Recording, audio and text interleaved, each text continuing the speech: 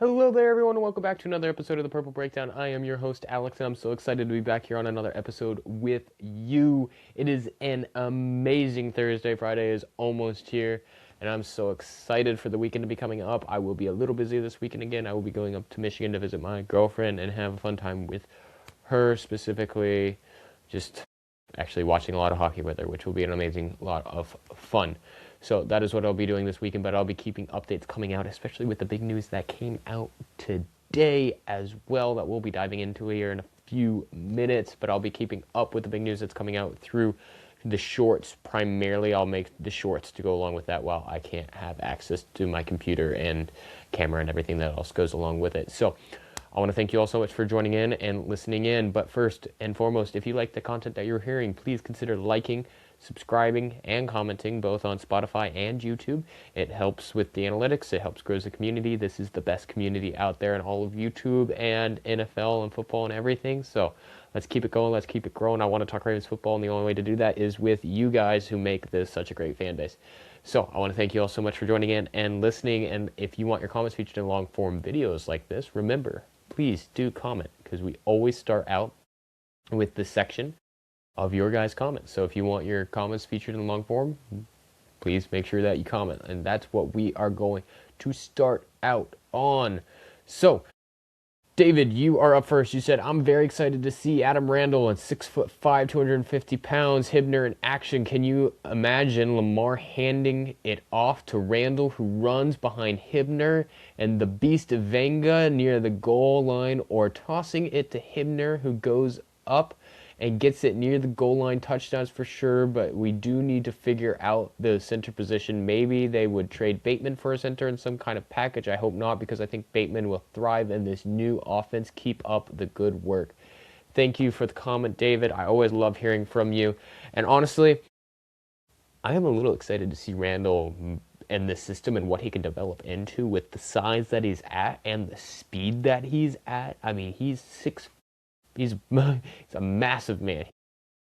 Massive, massive, massive. I mean, just the size that he's at. I believe he's what, 6'4", 6'3", and well over 230.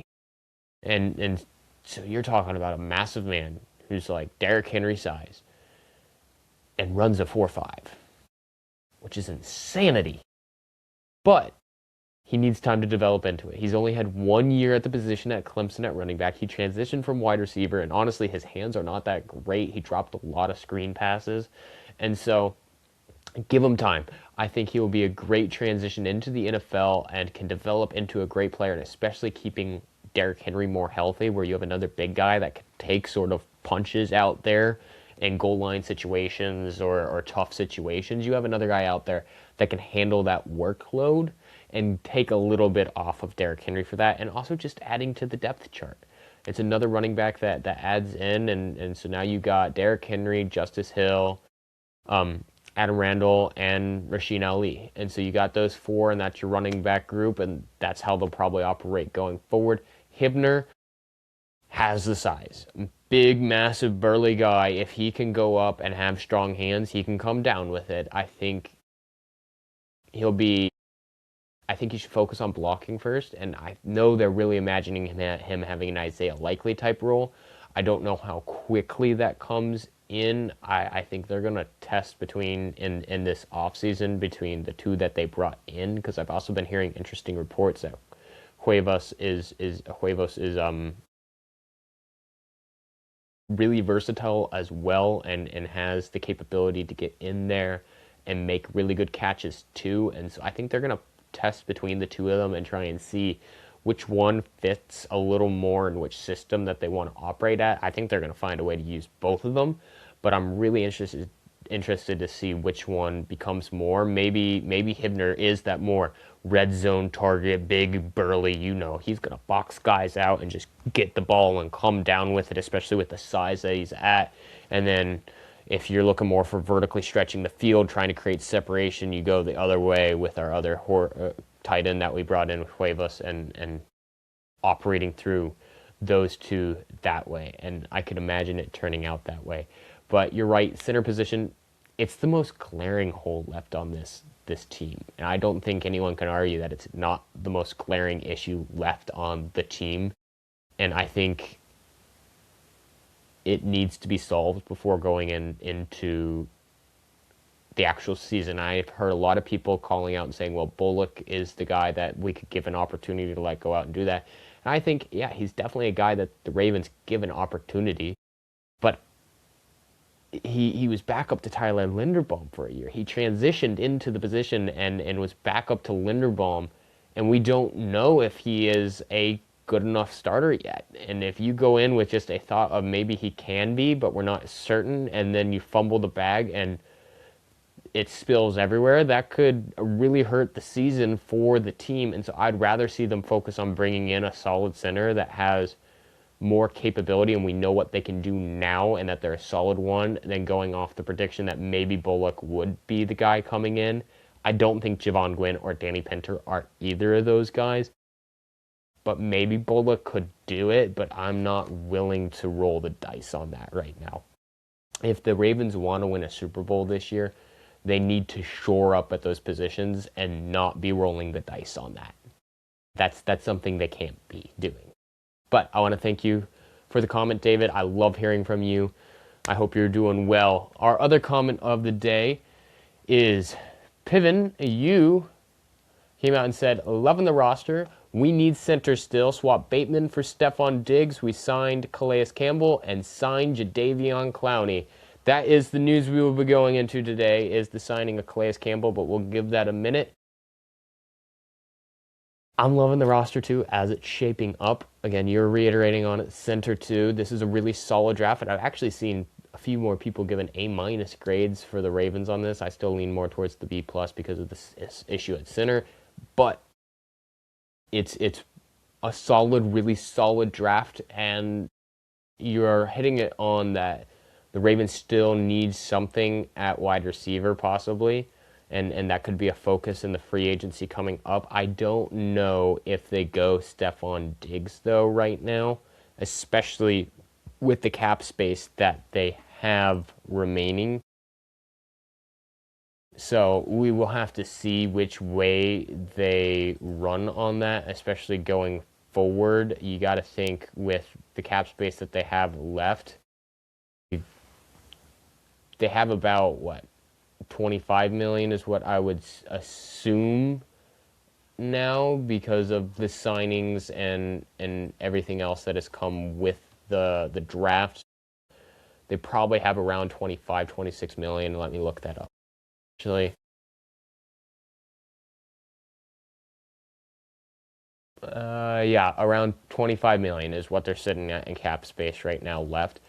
And Stephon is expected to be a guy that could command 10, 13, 14 million this next year. And if you're still looking at center and wanting to add Jadeveon, depending on who you bring in at center, if you're bringing in Ethan off the Browns, who I think is the best center still left out there, you're paying him 10 million. Now maybe you go Graham Glasgow off Detroit and you spend more of the 5.5, 6 million route, and then you have enough money to bring in Stephon and Jadeveon. But if you're going Ethan's route, you're not going to have the money to spend both on him and a Stephon type guy. And I'm also looking at the Ravens, and the Ravens are been really saying that they have a lot of confidence in Bateman and expect him to have a resurgent year and excel in the new system that Declan Doyle is bringing out. Remember, Doyle is focusing very heavily on trying to be more explosive and getting more explosive plays, so we got to see how that pans out, and he definitely has a vision for how Bateman is going to be fitting into that, and he even came out and said, yes, I have a vision for Bateman. I expect him to have a better year this year. And now maybe that's just rallying behind his guy, because that is your guy now, but from all reports across the entire organization, that's the belief in Bateman and that he will have a good year. So you got to wonder, to what extent are they willing to spend big money on receiver right now, especially even after bringing in 2 more wide receivers in the draft. And I feel like if they're going to bring in somebody, they're probably going to spend less at that position and focus more on center. But thank you for the comment, Piven. I haven't heard from you in a while, and I'm glad that you commented. Hoping that you're enjoying the offseason and everything that's going in. And thank you for mentioning Calais Campbell. We got to talk on that today. That's going to be a big talking point. So, thanks for the comments, you two. And if you would like your comments featured in the next video in the long form, please make sure to comment. Now, let's jump into it and dive right into the big news that is coming out today, which is that the Ravens are reported to be reuniting with Calais Campbell. And now remember, he was formerly on the Ravens. He played from 2020 to 2022 on the team. He had 11 sacks on it. He's a very good, solid player. Here, let me get up his full stats.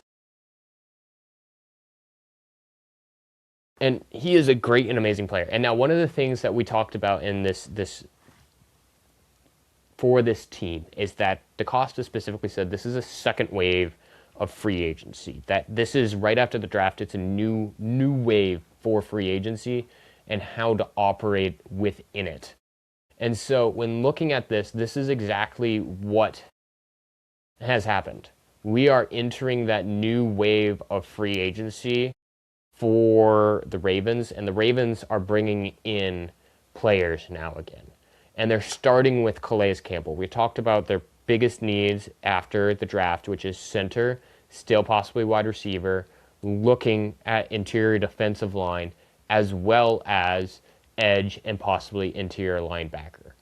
And now this past year, he put up 26 solo tackles for 6 sacks and 9 assists, which is a really solid year for him. He had a 72.2 overall grade, a 65.1 pass rush grade, and a 69.2 run defense grade. He's an older guy at 39 years old, but he's still a really solid player and excelling at the NFL level still as this age. And I mean, I think that's what the Ravens expect him to do coming in, is you're not looking for a guy that can be the best player coming into the Ravens again. You're looking for a guy that will be solid and add depth behind Matabike. And that is what he is going to offer. The Ravens have solved their defensive line issue at this point by bringing him in and drafting Keyshawn Benny. And I believe those two getting brought in solidifies the interior defensive line for the Ravens going into this next year. They're not going to go after DJ Reader anymore. They're done there, and if they're gonna focus any more on the D line, it's gonna be adding in another edge. And so I expect this to be the end of that now, and I'm really happy that they brought in, because when looking at it, Calais Campbell was an option. DJ Reader was an option. I think David Onyemata was on the board, and so you had a lot of guys that could have been brought in, and they settled on the old and true classic of what the Ravens do very well, which is bringing in a proven veteran that can have an immediate impact on the team, and that is what Calais Campbell will do. It's a one-year deal that they're bringing him in on. We don't know the exact specifics of the money, but I would expect it wouldn't be massive. It'll probably be a few $1,000,000, which will still give the Ravens enough room to play with and trying to find other positions as well. And so that is really exciting news, and I'm really excited and happy to see Calais Campbell returning to the Ravens, and I think it's going to be a great move for the Ravens to do and to have brought in. Now, that being said, it's not going to be the end of the Ravens in this free agency. They're still going to be looking at other positions. You still could think that if they're not going to bring in any wide receiver, they may do, say, if this was a $3.5–4 million deal, they have $21 million left. You could bring in, if you wanted, interior linebacker and center. You could do Bobby Wagner and Ethan, which would probably have to be the two, and you'd have to skip out on edge at that point. You could do Jadeveon Clowney and Ethan, and you can mix it up multiple different ways. There's a whole bunch of different ways that you can go about doing this, trying to solve the end issue of how do we finalize this roster. Focus on center first and then expand out from there. I think get your center that you're confident in starting with, and the Ravens have not ruled out, and DaCosta even himself has not ruled out the ability of making a trade for a center, which they could possibly do. You never know, the Bears center may be open for trade possibility if the Ravens are willing to give up something there. And so you can't rule that out, but focus center first and then expand out from there. My next most pressing issue would probably be adding in either another experienced edge like Jadeveon Clowney or going interior linebacker. Those would be my next two biggest pushes next after this. But I'm loving the way the team is shaping out based off this. I love hearing the news that Calais Campbell is coming back to the Ravens and will be playing on the Ravens again. And it's really exciting to see him coming in and being ready to do this. And I can't wait to see what the details of the contract are. I expect it to just be a one-year thing where he comes back, plays for the Ravens for 1 year, and then retires after that. This will probably be his last year, and I hope we can end up winning a Super Bowl with him. Now, a little bit of other news. DaCosta has come out and spoken a little more on Lamar, and even though a few days ago he said that they hadn't really made much progress towards a new Lamar Jackson contract extension, that he expects one to get done here in the near future, which him being confident in that gives me a confidence boost, because that is one of the major things that the Ravens need to get done at this time is a contract extension with Lamar done. And hearing him say that makes me really happy, because you cannot go into the next year with an $84 million cap hit going towards him. So that's just a little good news I wanted to share with you guys. And I hope that means that they're currently still in talks with Lamar and getting that done and saying, hey, look, we just showed you all this love in the draft. We got you a mauler at guard who will shore up the offensive line, help protect you, make the run game more efficient. We're going to get you a center. We got you 2 weapons at wide receiver. We brought in a whole bunch of UDFAs. We brought in 2 new tight ends. We brought in a massive running back. We are working on the offense a whole bunch right now. We're going to make it really explosive. We're going to make it really fun for you, Lamar. Stay with us. Give us the rest of your time here. Retire as a Raven. Let's get this contract worked out. And hopefully he falls and says, yep, I love it here. I want to keep doing this. Let's get this done. That should be the goal at this point. And so I'm very happy and confident to hear that DaCosta is saying this, and I expect that within the next few months we hear more news on it, and hopefully a really good update that a new contract is coming out, and I can't wait to see what that is. I'm more than certain it'll probably make him one of the highest paid quarterbacks in the league. Well, he already is, but probably the highest paid quarterback in the league again. That's probably just the expectation, but the Ravens hold a lot of the cards right now in leverage, and I expect it to get done. Now, one more thing, going back to David, you saying Adam Randall and excited to see him. I've been reading all over the place that Steve Bisciotti was the one who drafted Adam Randall with the help of some of the other scouts and coaches in the room. And it's so funny to hear that he was the one that stepped in and made that decision on Adam Randall. And I really like Adam Randall as a player, and so I'm fine with that. It's just interesting to see a owner stepping in and saying, hey, this is the time for us to take this player, go ahead and take him. It's definitely saying something about how he feels his role in the organization is, and I think he's trying to lay down a little bit of here's the expectations, let's go in and do this, and maybe he's looking at this and wanting to leave a little bit of a legacy before he lets this go. I think he's getting up there in age, and I don't think he's Jerry Jones where he wants to do this to the very end. I think at one point or another he will sell the team to somebody else, and he's trying to have fun before that happens. But that is all the news I have for today. I hope that you all enjoyed the podcast today and learned a little bit and are excited to see Calais Campbell coming into the team again for the second time, and hopefully it ends in a Super Bowl this year. I want to thank you all for stopping by and listening, and I hope you enjoyed the content. If you do, please, again, like, comment, and subscribe. Same on Spotify. Follow, review, and leave a comment. I take all those and bring them into the long-form video, as well as they just make me happy, and I love seeing them and smiling and commenting back with you guys and talking Ravens football. I hope you all have a great rest of your day, and go Ravens. Have a good one, and I'll see you later.